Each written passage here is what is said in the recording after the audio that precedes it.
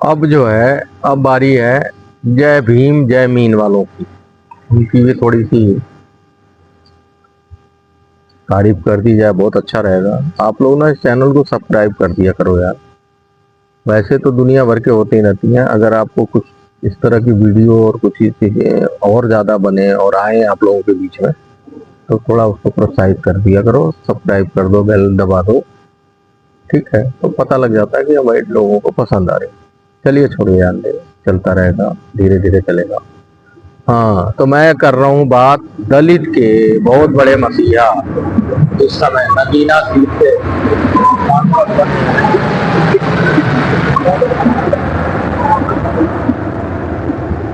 चंद्रशेखर रावण। तो वो 2 दिन पहले किसी रैली, वो वीडियो देख लेना, समझ आ जाएगी।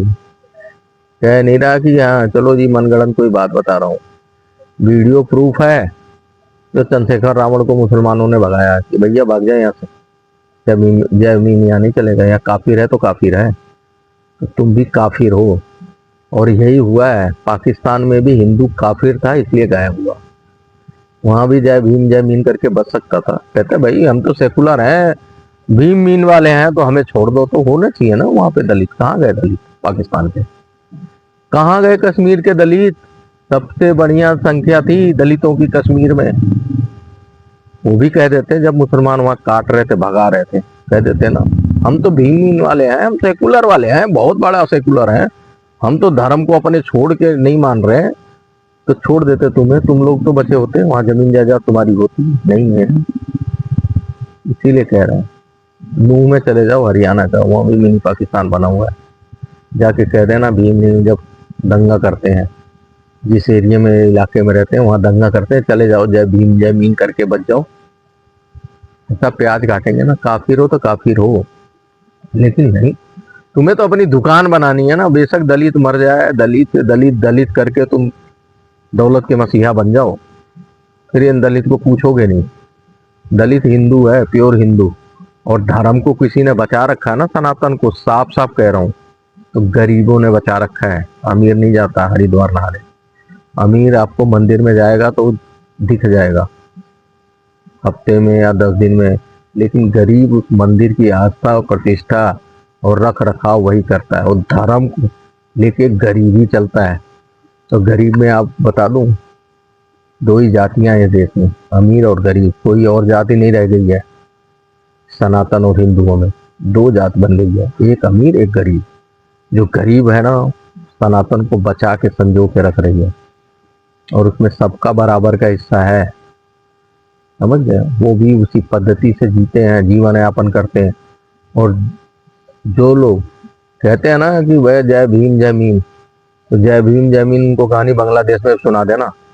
135 125 करोड़ हिंदू हैं, तो उसमें दलित हैं, सारी जातियां हैं, लेकिन 135 ही बोले जा रहे हैं।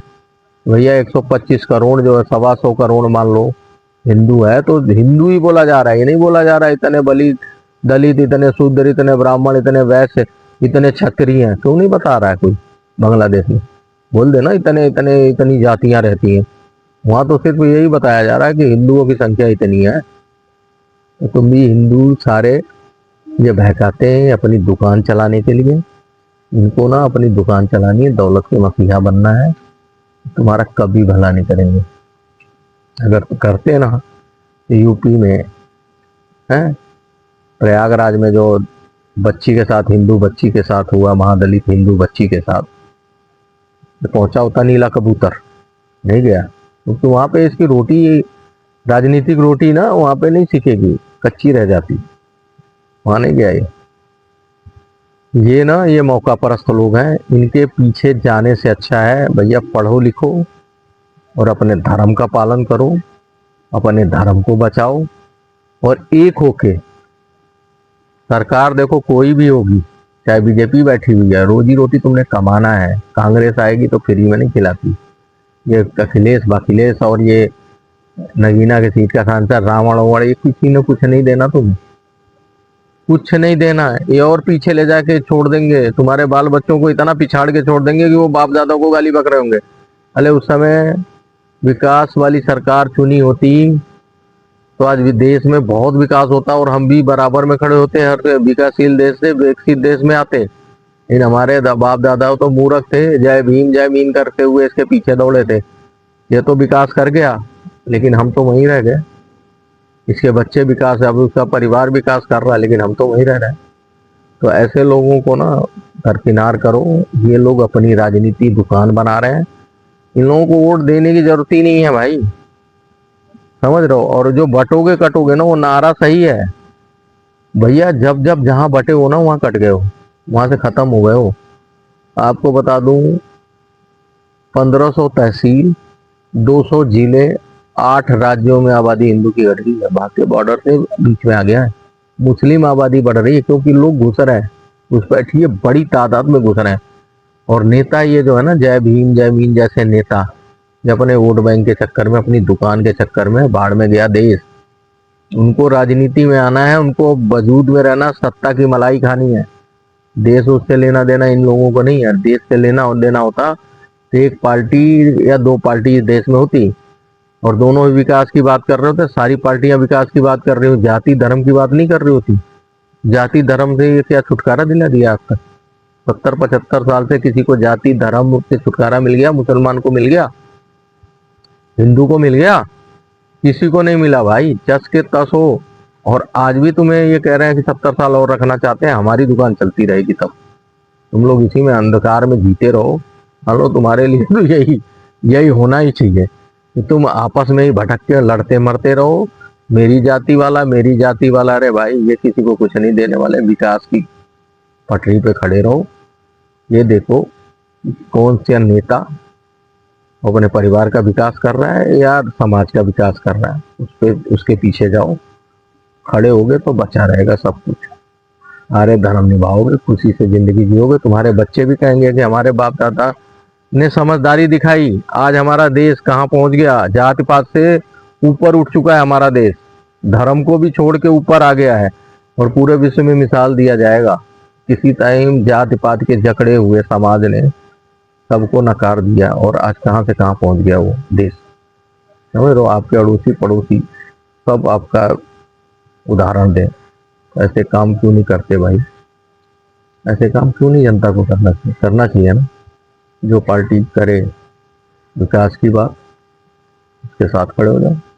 जो कहे कि भैया जाति जनगणना करा के बता देंगे तुम कितने हो, तुम कितने हो, तुम कितने हो, फिर आरक्षण दिला देंगे, तो तुम क्या कर लोगे? तुम्हें बैसाखी देके तुम्हें सहारा दे रहे हैं? नहीं, तुम और पीछे जा रहे हो। तुम इनको नकारोगे ना तो ये विकास के पथ पे आ जाएंगे। इन्हें पता है अब तो हमारी सुनवाई है ही नहीं, इसलिए विकास की ही बात सुनी जा रही है, तो विकास की ही बात करो। तो तुम लोग ऐसा मौका क्यों देते हो? क्यों जाति पाति में मर रहे हो?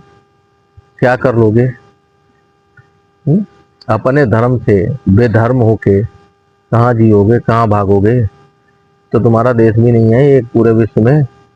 पता है 85,000 लोगों को देश मिल जाता है, उनका एक देश है।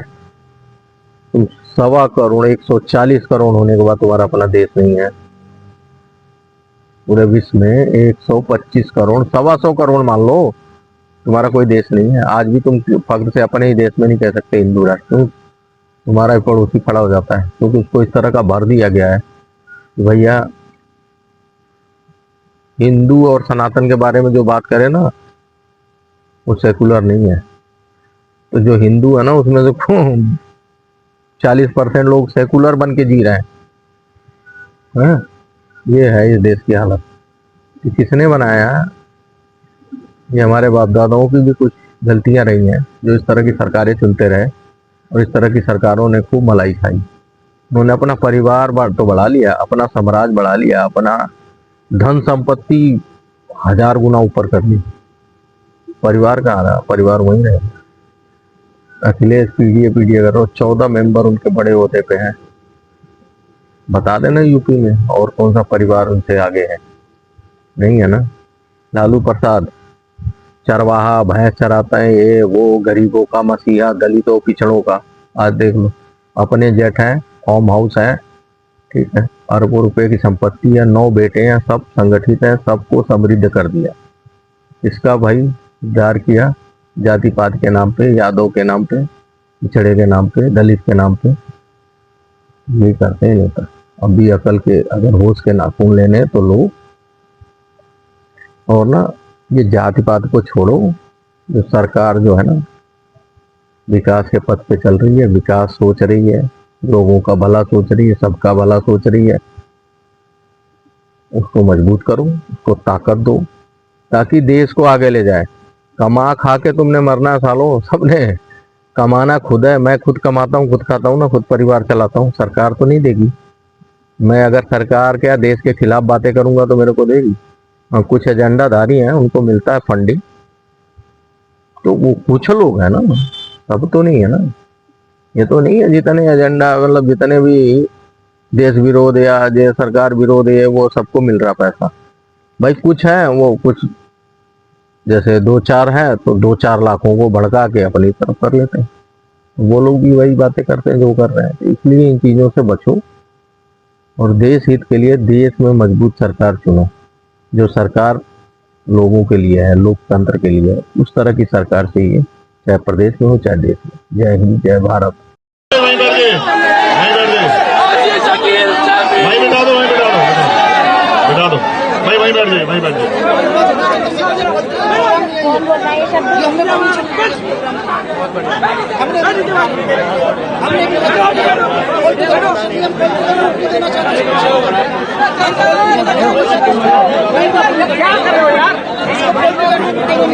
एक मिनट, बिल्कुल पॉलिटिकल रूप में हमारे ऊपर समझने दीजिए। किसके हमारे पास इमरान ने हमने ले रखा है।